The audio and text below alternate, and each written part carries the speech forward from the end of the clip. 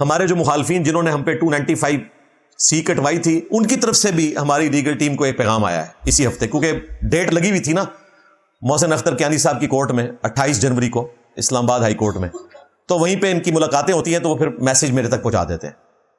وہ پوسٹ پون ہوگی اب 7 اپریل 2026 تک کے لیے. تو جو ہمارے مخالفین ہیں وہ بھی ہم سے گیلا کر رہے ہیں کہ انجینئر صاحب کو تو کورٹس نے ریلیف دے دیا, تو مہربانی کریں باقی جو کیسز ہیں نا توہین مذہب کے, ان پہ تو انجینئر صاحب نہ بولیں. ہاں یہ ان کی طرف سے آفیشلی کنوے کیا گیا ہمیں کہ آپ کو تو چلیں ریلیف مل گیا, ٹھیک ہے, آپ باقی مظلومین کے حق میں کیوں آواز بلند کر رہے ہیں؟ وہ تو واقعتاً گستاخ ہیں, آپ ان کے حق میں کیوں بات کر رہے ہیں؟ اس کا مطلب ہے کہ وہ یہ سمجھتے ہیں کہ میں واقعتاً گستاخ نہیں ہوں. لو سامو, اور اگر تم مجھے گستاخ سمجھ رہے ہو آج تک, تو بھائی اگر میں مظلومین کے ساتھ کھڑا ہوں تو دراصل میں اپنے ساتھ کھڑا ہوا ہوں, کیونکہ تمہاری کریڈیبلٹی تو اسی وقت ہی ختم ہوگی جب تم نے ایک مسلمان کے اوپر توہین مذہب لگوا دی. جی انجینئر صاحب قرآن پہ حلف دیں. بالکل میں قرآن پہ حلف دیتا ہوں, یہ لو کہ مجھ پہ جو 295C کٹوائی صراحتاً دھوکے پہ مبنی تھی, ظلم پہ مبنی تھی, اور جن لوگوں نے کٹوائی اور جنہوں نے سپورٹ کیا سب پہ یہ کفر لوٹتا ہے. لو سامو, باقی کیسے چھوڑو, مجھ سے سٹارٹ کرو. تم میں بھی اگر اخلاقی جرت ہے نا تو تم لوگ کہو کہ انجینئر صاحب پہ ہم نے غلط کٹوائی تھی, پھر آگے چلیں گے اور باقی کیسز کے اوپر بات کریں گے. میں نے تو بغض لیا ہے نا کہ ایک مسلمانوں کا سپیکر جو اس وقت اسلام کا سب سے بڑا پلیٹ فارم لے کر چل رہا ہے, نہ صرف نان مسلم کے خلاف علمی دلائل رکھتا ہے بلکہ مسلمانوں میں جو سب سے بڑی بدعت ہے فرقہ واریت, اس کے خلاف اس نے اعلان جنگ کیا ہوا ہے, جو نہ ڈاکٹر اسرار صاحب رحمہ اللہ کے ذمہ تھا نہ مولانا مودودی رحمہ اللہ کے ذمہ تھا. ان کا قرض بھی میں نے اتارا آ کے کہ مسلمانوں کے اندر جو فرقہ واریت پھیلی ہوئی ہے اس کے خلاف بھی میں بولا ہوں. یہی وجہ کہ ان پہ نہیں 295C لگی. ڈاکٹر اسرار صاحب پہ پوری زندگی ایک FIR بھی نہیں کٹی, ایک دن انہوں نے جیل میں نہیں کاٹا, مولویوں کو ہارڈ نہیں نہ ڈالا. تو میں تو بھگت رہا ہوں نا جب, تو میں بالکل یہ سمجھتا ہوں کہ جب میرے جیسے بندے کے ساتھ یہ کچھ کر سکتے ہو تم, تو کسی کے ساتھ بھی کر سکتے ہو. سب سے پہلے پھر معافی مانگو, پھر آگے اگلی بات لے کر چلیں گے. تو ہمیں تو یقین ہے کہ تم لوگ حرام خوری کرنے کی خاطر اور اپنے جتھے کو قائم رکھنے کی خاطر لوگوں کے اوپر توہین مذہب کے الزامات لگاتے ہو. بالکل اس میں کوئی دوسری رائے نہیں ہے. تو اس معاملے میں بالکل پیچھے نہیں ہٹوں گا, اور ہماری بار بار ڈیمانڈ ہے.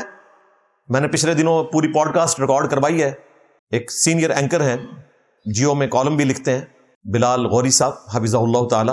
انشاءاللہ 3-4 دنوں میں وہ پوڈ کاسٹ 1.25 گھنٹے کی آلموسٹ اپلوڈ ہو جائے گی. اس میں میں نے یہ سارے ٹاپک ڈسکس کیے ہیں کہ ہم سب سے پہلے ڈیمانڈ کریں گے کہ توہین مذہب کی جتنی دفعات ہیں 295A B C تینوں کو قابل ضمانت بنائیں. یہ نہیں ہے کہ 3 سال بعد 5 سال بعد 7 سال بعد 13.5 سال بعد آپ کہہ رہے ہیں کہ جی یہ جرم تو ثابت ہی نہیں ہوا, اور بندے کے آپ نے زندگی کے اتنے سال چھین لیے. قابل ضمانت ہو, پہلے دن بندہ گھر واپس آ جائے, ٹھیک ہے, کیس وہ فیس کرے گا. ہم نہیں کہتے دفعات ختم کرو جس طرح کہ IMF کی ڈیمانڈ ہے یا FATF کی ڈیمانڈ ہے, یورپین یونین کی ڈیمانڈ ہے. ہم ان کے ساتھ نہیں ہیں, لیکن تمہارے ساتھ بھی نہیں ہے. وہ کافر ہیں اور تم منافق ہو. تم اپنے مسلمان بھائیوں کے اوپر کفر کے فتوے لگاتے ہو, تم زیادہ خطرناک ہو. قابل ضمانت بناؤ. نمبر 2, توہین مذہب کی جتنی دفعات ہیں ان میں توبہ کی شک شامل کرو. خود تو سارے توبہ کر کے سائڈ پہ ہو گئے ہیں. پنڈی کا مفتی صحابی کا نام لے کے گالیاں نکال رہا ہے, اور کوئی کرینہ نہیں بنتا کہ اس کی جان چھوٹے. 10 سال اس نے قید کاٹنی تھی, توبہ کر کے سائڈ پہ ہو گیا. توبہ کا مطلب یہ ہے کہ اس نے کام ڈالا ہے. لو سامو, توبہ اسی لیے کی ہے. لاہور کا ایک اور مفتی ڈاکٹر سیدہ فاطمہ کی توہین کی, وہ بھی جناب ایک توبہ نامہ پڑھ کے سائڈ پہ ہو گیا. اس نے خود مان لیا کہ میں نے کام ڈالا ہے. 10 سال قید کوئی نہیں کاٹی. پاکستان کے قانون میں توبہ کرنے سے معافی نہیں ہوتی ہے. پاکستان کے قانون کے تحت اور ان کے مولویوں اور بزرگوں کے فتووں کے تحت یہ سب کے سب لوگ 10-10 سال کے لیے اندر ہوتے ہیں. یہ تو میری ڈاکٹرین ہے نا قرآن و سنت کی روشنی میں کہ توبہ قبول ہے. ان کے نزدیک بھی توبہ قبول نہیں. لو سامو, وہ بھی اندر جاتا ہے. اور کراچی کا مفتی, اس پہ تو A B C تینوں لگوا رہے تھے کرین پارٹی کے لوگ. انہوں نے دھرنا دیا ہوا تھا, اسٹیبلشمنٹ کی انوالومنٹ ہوئی, اس کی جان چھوٹی. اس نے بھی معافی مانگ لی. معافی مانگ کے تو اور پھنس گیا نا, مان لیا. ہاں مجھے بھی لوگ کہہ رہے تھے معافی مانگ لو. میں نے کہا میں معافی کیسے مانگوں؟ یہ میرا عقیدہ ہے کہ رسول اللہ کے بعد جو شخص بھی دعوے نبوت کرے گا وہ دجال ہے. آپ صلی اللہ علیہ وآلہ وسلم خاتم النبیین ہے, یہ عقیدہ ہے نا ہمارا. تو اس پہ کوئی شخص مجھ سے یہ کہے گا کہ میں معافی مانگ لوں, میں نے اپنا عقیدہ بیان کیا. اسی طریقے سے اگر کوئی شخص مجھ سے یہ منوانے کی کوشش کرے کہ قادیانی جو کہ اس دجال کو پیغمبر مانتے ہیں, میں ان کی وکالت کرنا شروع کر دوں کہ نہیں نہیں آپ کو غلط فہمی ہوئی ہے, وہ اسے دجال سمجھتے ہیں, وہ اسے پیغمبر کوئی نہیں مانتے, تو میں اپنے نبی کے ساتھ غداری کر رہا ہوں. اسی طریقے سے جیوز اور کرسچنز میرے نبی کے بارے میں جو عقیدہ رکھتے ہیں, میں ان کی جھوٹی وکالت کر کے رسول اللہ کی بارگاہ میں قیامت والے دن ذلیل ہو جاؤں کہ تو نے ان کی جھوٹی وکالت کی. اب پتہ چلا یہود و نصارہ کے ایجنٹ کون ہیں, ہاں, جو ان کی جھوٹی وکالت کر رہے ہیں. چلے ایٹ لیسٹ مجھ سے یہ بلیم تو دور ہوا نا.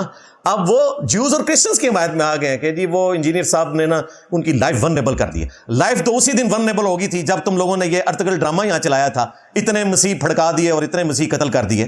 کس بیوقوف نے مشورہ دیا تھا کہ یہ ڈرامہ جو ہے وہ چلا کے یہاں پہ ڈرامہ لگاؤ؟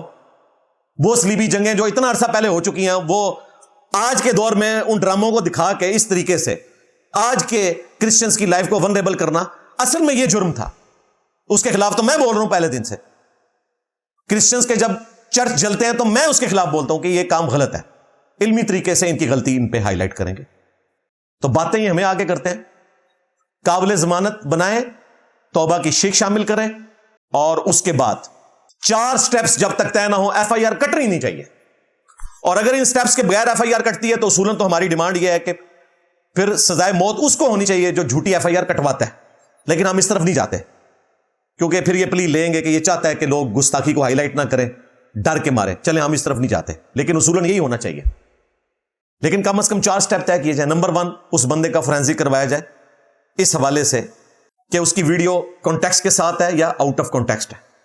پوری ویڈیو ریٹریو کی جائے پہلے سٹیپ میں, پوری ویڈیو کانٹیکسٹ کے ساتھ. نمبر 2, فورینزک کروایا جائے کہ یہ اے آئی جنریٹڈ ہے یا اوریجنل ہے. نمبر 3, اس کا ذہنی توازن بھی چیک کیا جائے. کئی پاگل ہیں اڈیالہ میں بیٹھے ہوئے, ہمارے یہ پڑوسی شہر سے سرائل عالمگیر سے شہباز نامی ایک لڑکا ہے جس کو جیل کے ڈاکٹروں نے پاگل ڈکلیئر کیا ہوا ہے, میڈیکل بورڈ نے پاگل ڈکلیئر کیا ہوا ہے.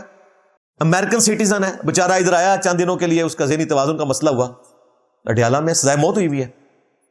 یہ ان کا انٹلیکچوئل لیول ہے. کبھی ان لوگوں کے حق میں انہوں نے آواز بلند کی, ان کی تو 2 نمبری ہے. ایٹ لیسٹ کم از کم یہ سامنے آئے نا, اور جو پاگل وہاں پہ اندر قید ہیں ان کے حق میں تو آواز بلند کریں نا. انہوں نے ان کے حق میں کیا بلند کرنی ہے؟ یہ تو مجھے اندر کروائے ہوئے تھے اور مجھے کہہ رہے ہیں کہ میں توہین مذہب کے کیسز کے اوپر نہ بولوں. اصل میں ان کی اب کتے سے بھی زیادہ ہو رہی ہے اور ان کو اب بھاگنے کی جگہ نہیں مل رہی ہے. تو پھر یہ مجھے اس قسم کے پیغام بھجواتے ہیں. تھریٹ تو مجھے کر نہیں سکتے نا, ان کو تو پتہ ہے میری طبیعت. ہاں, میرا نام علی ہے, ذہن میں رکھیے گا. ہاں, علی کے جیسا ہے ہی کوئی نہیں, بنو امیہ تھے, شاہ ہی کوئی نہیں. علی کے جیسا ہے ہی کوئی نہیں, مولوی تھے, شاہ ہی کوئی نہیں. میرا مولا حیدر حیدر. یہ 3 سٹیپ ہوں.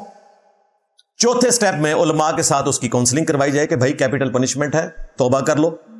اگر وہ توبہ کر لیتا ہے تو ایف آئی آر کاٹی نہ جائے. میں آپ کو دعوے سے کہتا ہوں کسی مسلمان کو تو چھوڑ دیں, کسی غیر مسلم پہ بھی توہین مذہب کی کوئی دفعہ نہیں کٹے گی. اور آج جو سینکڑوں لوگ اڈیالہ جیل کے اندر, راولپنڈی میں, لاہور میں, سینٹرل جیل کے اندر اور باقی جگہوں کے اوپر تکلیف سے گزر رہے ہیں, پوری پوری فیملی ذلیل ہو گئی ہیں.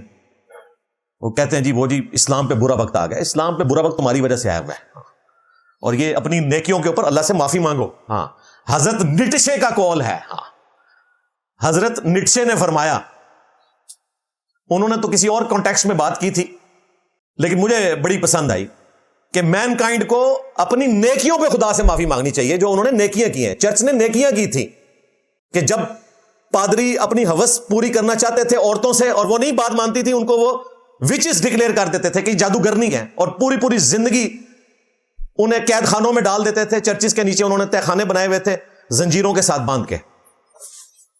کئی سال وہاں پہ عورتیں جو ہیں وہ قید رہی ہیں, ان کی موت ہی وہیں پہ ہوئی ہے. صرف پادریوں کی ہوس انہوں نے پوری نہیں کی ہے.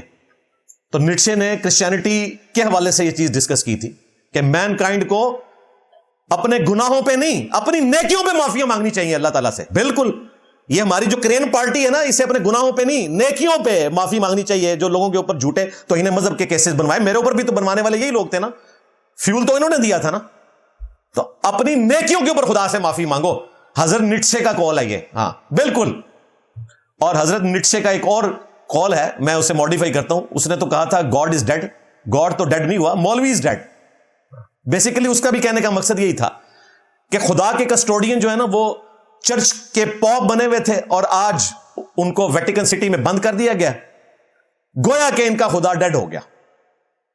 ظاہر ہے وہ ایتھیسٹ سوچ رکھتا تھا, اس وجہ سے اس نے اس قسم کی بات کی.